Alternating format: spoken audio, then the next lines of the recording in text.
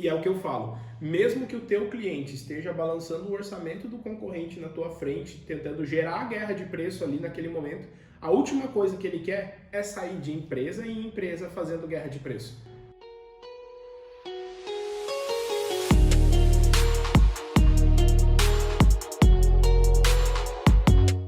Eu sou a Carla. Eu sou o Judá Donai. Seja muito bem-vindo a mais um podcast Play Play. É o podcast para comunicação visual e gráfica que ajuda o empresário e a empresária a deixar de ser um faz-tudo e construir uma empresa independente. E o nosso assunto de hoje... É você que fala o assunto de hoje. Ah, sou eu que falo, mas você sempre quer falar o assunto. É venda balcão. E Judá, a gente quer saber se vale a pena ter venda balcão na comunicação visual. Show de bola, cara. Sejam muito bem-vindos. Mais uma vez aí, vamos para um conteúdo focado na parte de vendas, né? Acho que a gente vai falar bastante sobre vendas hoje. E quando a gente fala de venda balcão, cara, será que dá lucro ou prejuízo? Vale a pena ou não vale a pena eu ter balcão? Tanto na comunicação visual quanto na gráfica. E é bem legal porque, na verdade, o que a gente vê muito, as empresas que têm balcão, em sua grande maioria, elas vieram ou permanecem com a gráfica rápida também. Em algum momento, o cliente que ia lá comprar gráfica, produtos gráficos, xerox, até mesmo plotter, né? Impressão quando eu digo plotter, é a plotagem da arquitetura, da engenharia. Algumas empresas começam nisso e foram migrando para a comunicação visual conforme foram aparecendo outros perfis de clientes, né? Mas vamos falar sobre isso, vamos falar vale a pena ou não vale a pena ter, né? Eu acho que o principal conceito para saber se vale a pena ou não, cara, é para onde que tu quer levar a tua empresa? No futuro, tá? Não no momento que você está vivendo agora. A grande maioria das empresas começam tendo um atendimento balcão. Procura-se um ponto comercial na cidade, um ponto comercial no centro, na avenida, porque acredita no padrão do comércio, porque às vezes entende que a comunicação visual ou a gráfica é um comércio de fato, né? E é isso que a gente vem trabalhando também nos conteúdos, né? A comunicação visual, principalmente, ela é muito mais voltada para a indústria do que necessariamente uma prestadora de serviço. Não que a gente não preste serviço, mas em sua grande maioria, assim, quando a gente olha uma empresa hoje de faixa preta, vamos falar, né, que fatura mais de R$500 mil por mês, cara, eu dificilmente encontro um faixa preta que tem balcão. Judá, faturamento não é lucro, a gente falou sobre isso no último podcast, né? Mas até para aproveitar, eu poderia estar roubando, estar matando, né? Mas eu vou pedir para você que não se inscreveu ainda no nosso canal, você não deixou um like, deixa um like aqui pra gente. Também deixa um comentário no final do conteúdo pra gente saber se fez sentido, o que você... Deixa um comentário, dá uma dica lá pra nós, o que você quer ver por aqui. Exatamente. Então quem tá no Spotify também, ouvindo a gente correndo, tudo aí, bate um print depois e posta lá, me marca, pra eu saber que esse conteúdo tá te ajudando. Mas voltando, cara, pra onde que você vai levar a tua empresa? Essa é a resposta que você tem que ter pra saber se vale a pena ou não ter balcão. Ou, principalmente, entender que é uma fase. Qual degrau ele tá, né? Exatamente, porque se você, por exemplo, entender que hoje, no começo da empresa, a gente tem que focar muito em construir nossa marca, construir o nosso nome, fortalecer o nosso nome. Por isso que eu falo assim, cara, no começo do teu negócio, não foca em produção. Não foca, mesmo que você tenha vindo do chão de fábrica e que você mais sabe fazer é produzir. Foca em vender, até porque a gente fala, né? Empresário que não vende, a empresa quebra. Né? Vai ficar dependendo de alguém, vai ficar dependendo do cliente só passar na frente da tua loja e estar precisando do teu produto. Então, existe esse conflito sobre entender que comunicação visual e gráfica não é um comércio, não quer dizer que não possa ser, não quer dizer que você não pode ter um e-commerce, não quer dizer que você não pode ter uma loja física, mas é uma fase. Eu acredito que assim, você pode até continuar com o teu balcão e vender produtos e angariar clientes por ali, mas até a própria, né, a inominável pandemia aí que a gente passou, mostrou mais ainda, cara, que o balcão tende a cada vez ter menos volume de clientes, ser menos ainda uma fonte de entrada de novas vendas, de novos prospects, pessoas interessadas em comprar o teu produto. Então tá muito ligado com o objetivo da empresa, ter venda balcão ou não ter. E com o degrau onde ela tá. O que tem que... A gente vai falar sobre vários pontos positivos e negativos de ter um balcão, né? De ter o atendimento balcão. Mas o que eu posso falar é, se eu olhar as empresas faixa preta que faturam mais de R$500 mil por mês, tá? Faturamento não é lucro, mas faturam mais de R$500 mil, com uma média aí de seus 10, 15, 20% de lucro, eles não têm balcão. Isso é fato. Não tem nem porta aberta. É uma indústria, é uma fábrica fechada, entendeu? Produzindo produtos personalizados, né? Pro cliente final. Mas não necessariamente tem um balcão de atendimento. No máximo um balcão de retirada, para ir lá retirar o material. Às vezes tem sala de reunião, recebe o cliente, tem mostruário, tem uma sala de portfólios, tem tudo isso. Mas não tem essa pegada do balcão ali para atender o cliente que é os pontos que a gente vai falar hoje. Pode ir para a próxima. Sim, os empresários, eles acreditam que para poder praticar o cross-selling tem que ter venda balcão. Explica para nós o que é isso e o que tem a ver com uma venda balcão. Legal. Bom, para quem não sabe, venda agregada ou cross-selling, que né, são dois termos mais usados assim, é o fato de você poder oferecer mais de um produto para o teu cliente durante o momento da venda, né? Então o teu cliente ele chega interessado em fazer uma cartela de adesivo e você pode oferecer talvez um brinde, você pode oferecer algum outro produto para esse cliente no balcão, tá? No balcão tende a ser mais fácil isso por conta do contato com o cliente, né? Você tem aquele momento da venda. Quando a gente está fazendo um atendimento por e-mail, por WhatsApp, por telefone não, mas por e-mail, WhatsApp, enfim, mídias sociais, acaba acontecendo que você não tem o controle sobre a narrativa com o cliente. Então você não consegue naquele momento conduzir o teu cliente, puxar ele e falar, cara, pô, mas você vai fazer uma festa para tua filha? Pô, você já viu aqui o nosso modelinho de totemzinho? Você já sabia que a gente também faz a pista de dança? Você sabia que a gente também faz o backdrop de fundo, além de só essa cartelinha para você colocar? Ou você pode até ter grupos de produtos, né, e falar para o teu cliente, cara, olha só, você pode pegar aqui um kit festa. A gente tem o kit festa de tantos anos, kit festa de tantos anos, e passar isso para o cliente, né? Você fazer o cross-selling. Vamos fazer na prática aqui? Vamos. Gente, eu estou entrando numa loja de capinhas de celular e eu tô com um problema que eu quebrei, ó. Quebrei meu celular e o Judá vai vender uma capinha pra mim e vai demonstrar pra vocês o que é isso, o cross-selling. Vamos lá? Pode ser. Então, não Oi, estava Judá, no tudo script. bem? Oi, tudo ótimo? Judá não, né? Porque eu não te conheço. É você que tem que me cumprimentar, eu entrei na loja. E querida, tudo bem? Tudo certo. Como é que eu posso te ajudar? Então, eu tô precisando de uma capinha pro meu celular que eu quebrei. Legal, deixa eu te perguntar. Você tem já uma proteção na frente também? Então, não tenho. Porque acontece que às vezes que as pessoas derrubam o celular e acontece como aconteceu contigo, em alguns casos pode também estar quebrando a parte da frente. A gente tem um combo aqui para poder te oferecer, que é assim, se você comprar só a capinha de trás aqui pro teu celular, ela vai ficar R$80. Mas a gente também tem uma película de vidro e tem uma película primeira linha, que é na verdade o que pessoas que têm iPhone utilizam, e tem uma outra capinha que é um pouquinho mais simples, que é a galera que acaba não tendo um celular com um valor mais baixo e tal, coloca uma capinha mais simples. Mas assim, ó, uma película dessa, ela custa R$60, essa primeira linha, e a segunda linha custa 20. Mas, né, se você levar hoje a capinha e a película, a primeira linha, de 120 eu consigo fazer aplicado para você aqui, para você sair já com o celular pronto, né, sem ter medo de derrubar ele ali na hora que você entrar no carro, e poder comprar por R$100. E a gente consegue fazer esse valor aí para ti à vista. Se for parcelado, até 2 vezes de 55. Então, só tem essa capinha rosa? Não, a gente tem mais modelinhos aqui. Eu gostei muito da rosa, só que ela não combina com tudo. Não, você quer que eu fique vendendo aqui agora? Já fiz, eu mostrei que é cross-selling já. Tá bom, deu, Senão eu vou ter que vender, vou querer te vender uma caixinha de som para você poder ouvir uma música boa. Você não gosta de sair com teu marido, ouvir uma música MPB? Tá bom.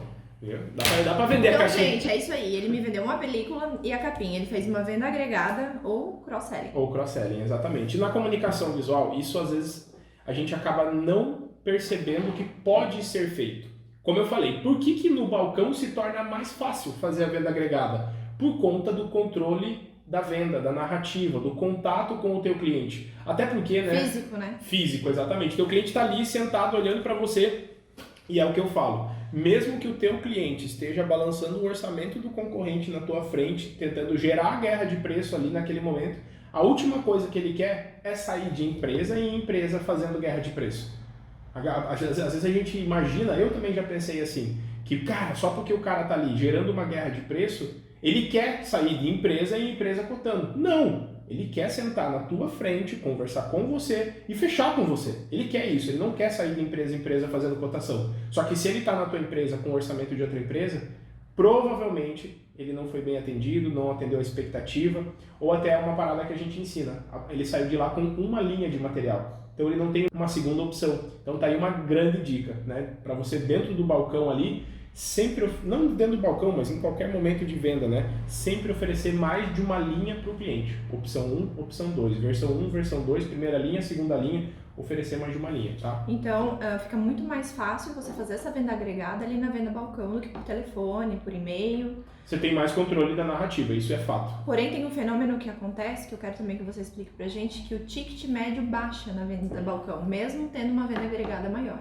Por que isso acontece?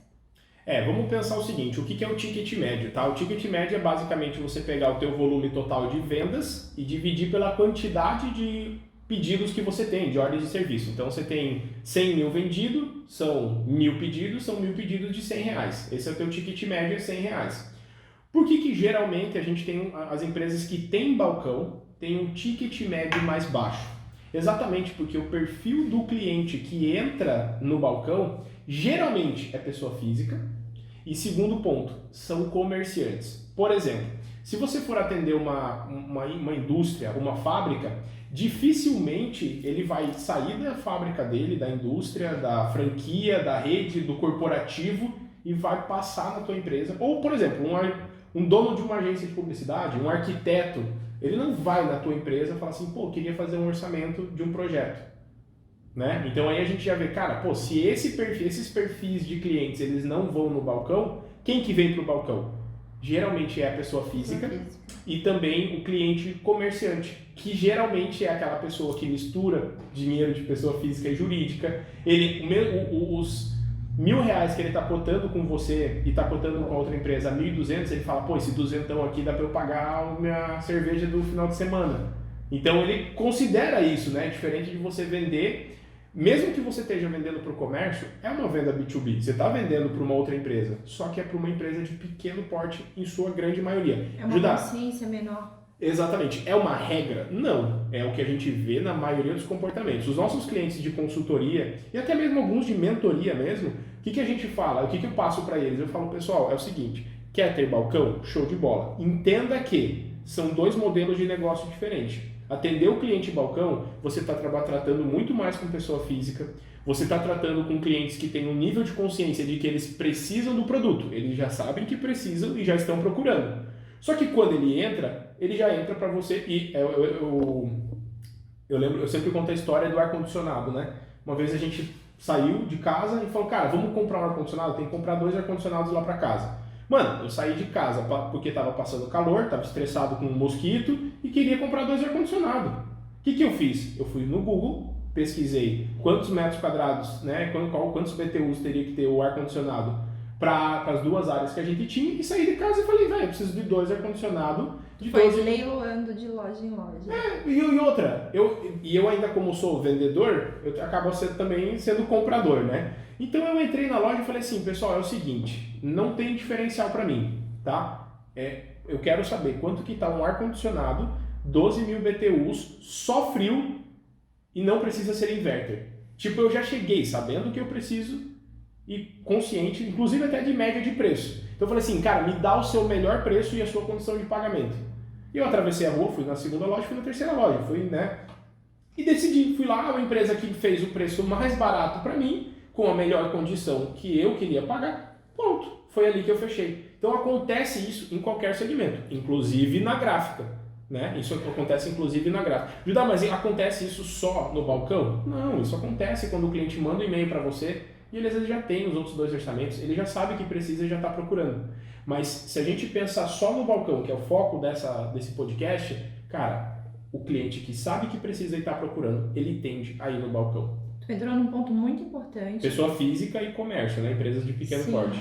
Que é a classificação do cliente. Fala um pouquinho pra gente sobre a classificação do cliente. Esse é um ponto, vamos falar assim, ó, pensando em ticket médio, né? No balcão, qual que é o ponto positivo? Que você tem uma taxa de conversão maior, que a gente vai falar sobre isso depois, né? Sim. Mas o ticket médio no balcão, ele tende a ser menor. Fora do balcão, o ticket médio é maior. Por exemplo, dificilmente você vai ter clientes mandando e-mail para você solicitando um orçamento de uma etiqueta de R$25. Esse cara que quer uma cartela de etiqueta, que quer um adesivinho, que quer colocar uma plotagem lá no jet ski dele, né? Aconteceu até uma situação comigo disso já, de eu estar dando uma consultoria e chegar um cara pedindo um adesivo pro jet ski dele. Cara, ele era gerente de uma empresa, mas estava lá como pessoa física, entendeu? Tem esse ponto positivo no balcão. Às vezes você atende a pessoa física que descobre que existe aquela empresa e, pô, se você atende muito bem esse cliente no balcão, ele tende a querer comprar de você quando ele estiver também na empresa que ele representa, que ele trabalha ou que até ele é o proprietário. Outro ponto positivo também da venda balcão é a entrada do dinheiro à vista, né? O teu ciclo financeiro, né? Não vou entrar a fundo para explicar o que é ciclo financeiro, mas o teu ciclo financeiro, que é o período entre você, o momento entre você ter o investimento do material e receber do teu cliente, em alguns casos esse ciclo financeiro é até negativo.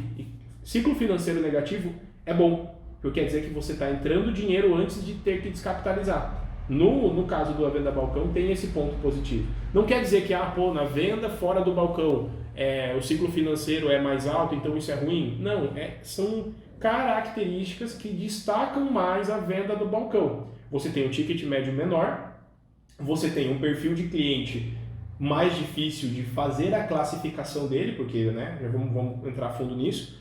Mas você tem o problema do ticket médio também, que é mais baixo. Então, é mais baixo, de fato, tá? Se você for comparar, e aí entra até uma questão, cara, Judá, como é que eu vou saber meu ticket médio? Seria legal você ter alguma forma de classificar vendas que são do balcão, vendas que são do WhatsApp e vendas que são, por exemplo, dos outros canais, como e-mail, como, sei lá, geralmente e-mail, né? Ou uma ligação, onde as pessoas, nem todo mundo fica ligando solicitando orçamento, mas é mais e-mail, vamos falar, né, mídias sociais, o WhatsApp e o balcão de atendimento. Então, no balcão e o WhatsApp, no balcão você tende a ter um ticket médio mais baixo. No e-mail, você tende a ter um ticket médio maior, porque é o exemplo que eu dei. A pessoa que é compradora, o dono da agência de publicidade, o arquiteto, o pessoal que trabalha no marketing de uma empresa, ou de uma indústria, ou de uma fábrica, ou enfim, né? Essas pessoas tendem a solicitar por e-mail. Elas tendem a solicitar pelo WhatsApp. Então como que você vai classificar isso? Só para você entender, separa em algum tipo de classificação assim, clientes balcão e clientes não balcão. Pode até separar, clientes e-mail, clientes ligação, cliente WhatsApp e cliente atendimento balcão. Depois, no final do mês, no final do trimestre, tu pega a quantidade de vendas de cada classificação dessa e divide o valor de vendas pela quantidade de vendas. Você vai ter o ticket médio de cada um. E se você fizer isso 1 mês, 2, 3, 5, 10, você vai começar a identificar esse padrão, que o balcão tem mais, o ticket médio menor. E quando a gente fala de ticket médio menor, gente, nós estamos falando de mais volume de OS, mais volume de clientes. Em alguns casos, né, isso é uma outra característica. Geralmente o cliente que vem pelo balcão, ele não tem projeto. Ele não tem arquivo, ele não tem layout. Então ele tem essa necessidade de pegar e pedir para você criar o projeto. Então quando você faz o layout, é só uma constatação. Uma coisa é eu fazer um orçamento de uma peça 2.000 vezes. Eu faço um layout para um cliente. Certo.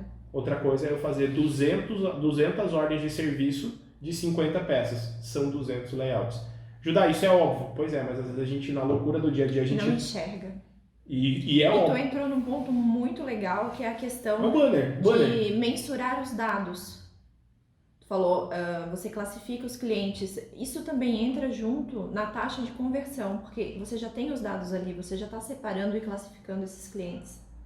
Explica para nós sobre taxa de conversão. Tá, o que é a taxa de conversão resumidamente, tá? A gente tem várias taxas de conversão. A gente tem o que é a jornada do cliente de compra? Vamos falar do cliente do balcão.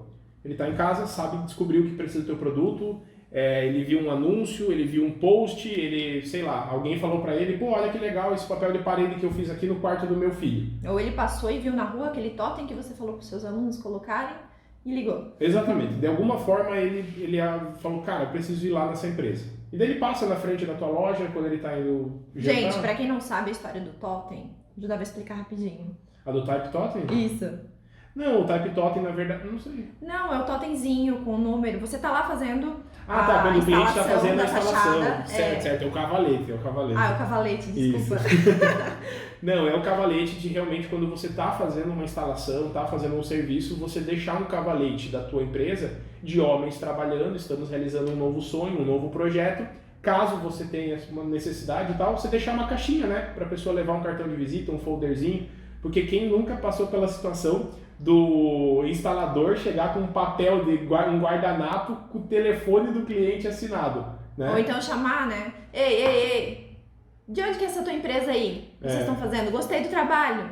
Exatamente, então tipo, a gente passa por isso, do instalador trazer, e geralmente até um simples treinamento para o instalador, né? Você fala assim, cara, é o seguinte, não é sobre você dar o cartão de visita da empresa, é sobre você vir com o contato do cliente.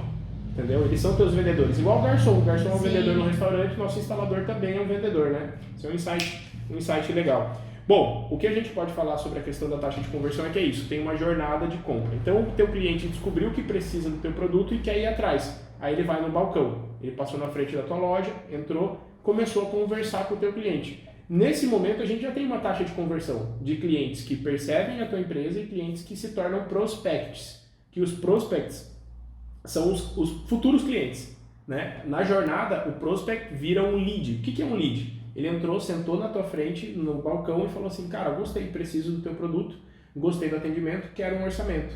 Então ele virou um lead. Na prática é quando ele passa os dados. Ele vai falar, cara, eu quero fazer um orçamento, assim, assado cozido, temos que agendar de ir lá na empresa, enfim, ele vai solicitar esse orçamento. Ou alguns casos ele solicita o projeto antes do orçamento, depende do perfil da empresa. Algumas empresas trabalham, dão o projeto antes, algumas dão o projeto depois, tem algumas que nem fazem projeto. Fala, vai lá numa agência que nós somos uma fábrica, tipo isso.